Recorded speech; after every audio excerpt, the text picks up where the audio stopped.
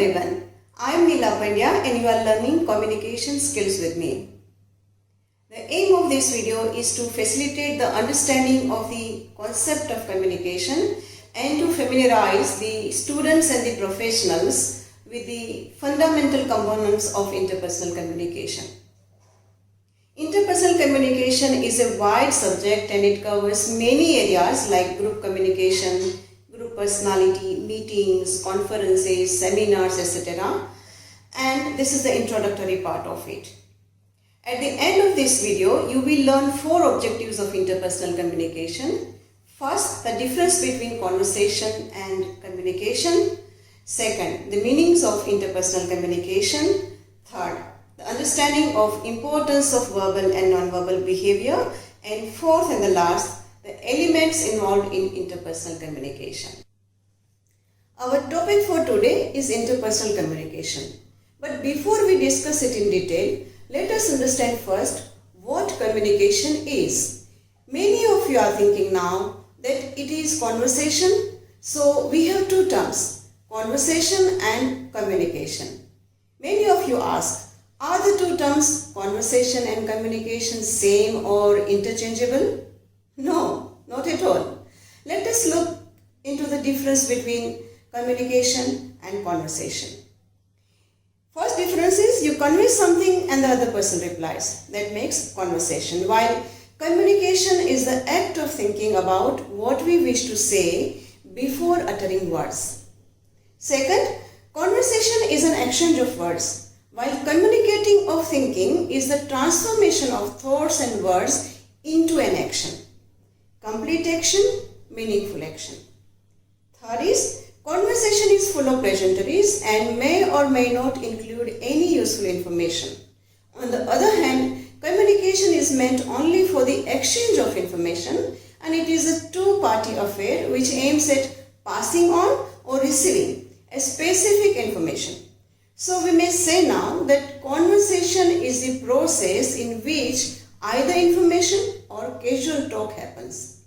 This is most often informal. For example, when we meet a friend or a classmate or a colleague or a relative, we ask them, "Hi, how are you?" or "How are you doing?" So these are the example of informal conversation. While communication is a process where there is information transfer from one to another, it is absolutely formal. For example, a speech or a tweet on Twitter or a classroom discussion or a discussion in a boardroom meeting or interaction in a meeting, etc. So I think now the difference between conversation and communication is clear to you. So now let's go to understand our topic, interpersonal communication. What do we mean when we say interpersonal communication? Interpersonal communication is the process in which people exchange information, feelings, meanings and ideas through verbal and non-verbal messages. It is face-to-face communication. Interpersonal communication is not just about what is actually said, the language used in it, but how it is said and also the non-verbal messages sent through tone of voice, facial expressions, gestures and body language. When 2 or more people are in the same place and are aware of each other's presence, then communication is taking place, no matter how subtle or unintentional it is. Without speech, an observer may be using cues of posture, facial expression and dress to form an impression of the other's role, emotional state, personality, as well as intentions. Although no communication may be intended, people receive messages through such forms of non-verbal behavior. Now let us understand verbal and non-verbal communication. First, verbal communication. Verbal communication includes the exchange done with the spoken words. We have learned that we use 7% only of words while speaking. This includes what we say, which words we use, and then how we say it. That's called paralanguage. We use 38% of paralanguage while speaking. Now, Now, second is non-verbal communication. Non-verbal communication includes or constitutes 55% of our interpersonal communication. Our action speaks volumes and is a key aspect in communication. Even when we are silent, we are communicating a message. We all know about it. So when it comes to online non-verbal conversation, interpersonal communication may be of two types. We have to understand this online non-verbal communication as the whole scenario at workplaces is gradually changing. So these two types of online non-verbal behaviors are first asynchronous and second is synchronous. Now let's understand these two terms. First, asynchronous communication. What is it? Asynchronous communication means the conversation that doesn't take place in real time. Real time. Make a note here, friends. What is real time communication? Let me give an example. The sender sends an email and the receiver may receive it a week later and take even longer to reply. You follow. He was not able to reply soon or communicate soon because he got the email late. Or he was lazy perhaps, hence the communication here is asynchronous. Now let's take the second one, that is synchronous communication. It happens when the receiver responds as soon as he or she receives the message or mail from its sender. Here he or she interacts in real time. For example, communication on FaceTime, Facebook messaging, replying mails as soon as they are received, etc. These are the examples of synchronous behavior. As you have understood what interpersonal communication means, let us now dig the subject further. Communication can be broken down into a number of elements in order so that it can be more easily understood. There are 6 elements and are commonly known as communicators, message, feedback, context, channel, etc. You perhaps already know this. However, let us understand these elements one by one. First element is communicators. This involves a sender and a receiver, or you may say a speaker and a listener. For any communication to occur or take place, there must be at least 2 persons involved. It is easy to think about communication involving a sender and a receiver of the message. However, the problem with this way of seeing a relationship is that it presents communication as one-way process where one person sends a message and the other receives it. For example, while one person is talking, the other is listening only. In fact, communications are almost generally complex because it is a two-way process with people sending and receiving messages to and fro from each other simultaneously. In other words, communication is an interactive process. While one is talking, the other is listening. But while listening, they are also sending feedback by nodding their heads, moving eyebrows, rolling eyes and smiles, etc. Now, element number 2, message. Message does not only mean the speech used or information conveyed, but also the non-verbal messages exchanged, such as facial expressions, tone of voice, gestures, and body language. Non-verbal behavior can convey additional information about the spoken message. In particular, it can reveal more about emotional attitudes, which may underline the content of the speech. Now, element number 3, noise. Noise has a special meaning in communication theory.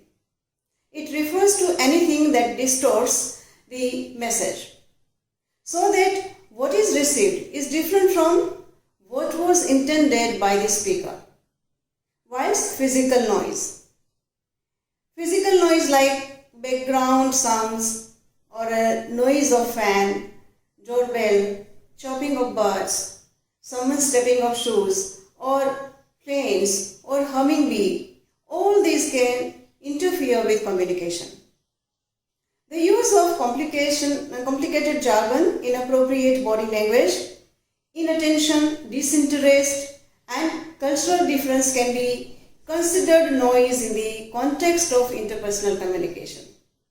In other words, any distortions or inconsistencies that occur during an attempt to communicate can be seen as noise. Now, element number 4, feedback. Feedback consists of messages the receiver returns, which allows the sender to know how accurately the messages have been received, as well as the intentional messages. This is very important. Types of feedback range from direct verbal statements to subtle facial expressions. Now, what is this direct verbal statement? For example, sometimes while communicating, we listen someone saying, "Can you repeat please? Say it again. I don't understand. Pardon," etc., etc. So types of feedback ranges from direct verbal statements to subtle facial expressions, or changes in posture that might indicate to the sender that the receiver feels uncomfortable with the message. Feedback allows the sender to regulate, adapt, and repeat the message in order to improve communication. Now, element number 5, context. All communication is influenced by the context in which it takes place. However, apart from looking at the situational context of where the interaction takes place, for example, it may be in a room or in an office or perhaps outdoor, the social context also needs to be considered. For example, the roles and responsibilities and relative status of the participants, the emotional climate and participants' expectations. Now, this emotional climate and participants' expectations of the interaction will also affect the communication. Now, element number 6, channel. The channel refers to the physical means by which the message is transferred from one person to another. In face-to-face context, the channel which we use or which are used are speech and vision. However, during a telephonic conversation, the channel is limited to speech alone. So let's summarize what we understood today. When you have the opportunity to observe some interpersonal communication, try to make a mental note of the behaviors used by the communicators, both verbal and non-verbal behavior. What you have to do is observe and think. Here I give you some hints, what you will do, how will you do. So find out first. Who are the communicators? What messages were exchanged? What if any noise distorts the message? How is feedback given? What is the context of the communication? You probably do this all the time subconsciously, but when you actively observe interpersonal communication, you can more fully appreciate its mechanics. By observing others, making a conscious effort to understand how communication occurs, you will think about how you communicate and be more aware of the messages you send. This provides a perfect opportunity for you to develop your interpersonal communication skills. So that was all for today. I hope this explanation has enabled you to understand what we mean when we communicate, and while communicating, which elements play important part to make the communication successful. Just keep observing and thinking about situations where communications take place. I'll be back with more information about the characteristics of interpersonal communication. Till then, good luck to you.